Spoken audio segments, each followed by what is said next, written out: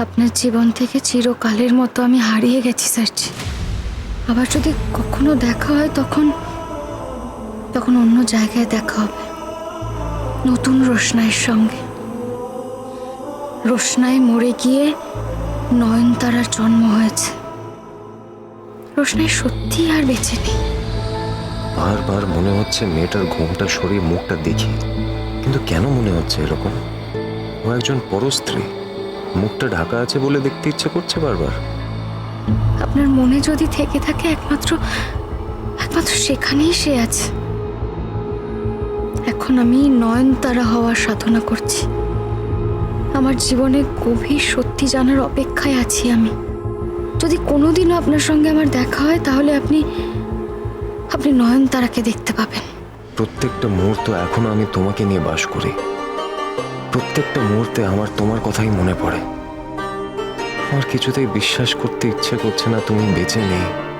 এমন একটা ঘটনা ঘটতে পারে বলে আমি কিছুতেই মেনে নিতে পারছি না রোশনাই।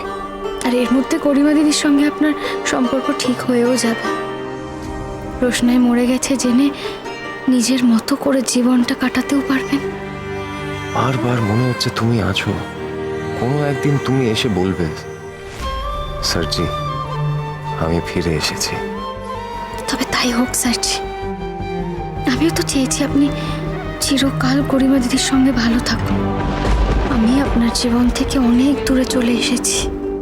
তারপরেই যখন জানতে পারি সবাই বলে তারা তোমার ডেড বডি দেখেছে, তখন শুধু আমাদের স্মৃতি নিয়ে আমি বেঁচে থাকবো, এটা কি করে হতে পারে রোশনাই? দূরে তো আমাকে আসতেই হতো, হয়তো এইভাবে নয় অন্যভাবে। চিরকাল দূরে দূরেই থেকে যাব আমি। আর দূর থেকে এইভাবে আপনাকে ভালোবাসবো স্যারজি। না না, ঠিক আছে, আপনাকে অনেক বিব্রত করলাম।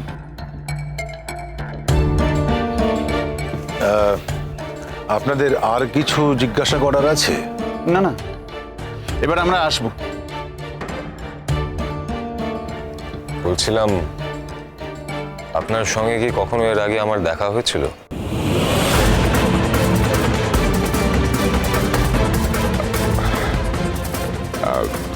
না, তেমন তো কোনো সম্ভাবনা নেই। দেখো, আমি তো দীর্ঘদিন এই আশ্রমেই রয়েছি, আর এর আগে তুমি তো এখানে এসেছো বলে আমার মনে হয়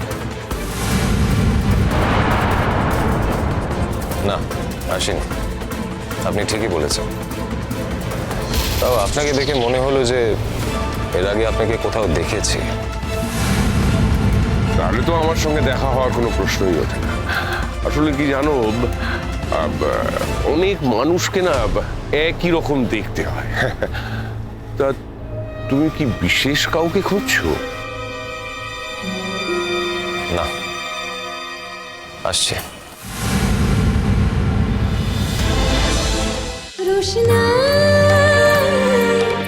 রোশনাই সোম থেকে রবি প্রতিদিন রাত 10টায় স্টার জলসায় ও জিও হটস্টারে।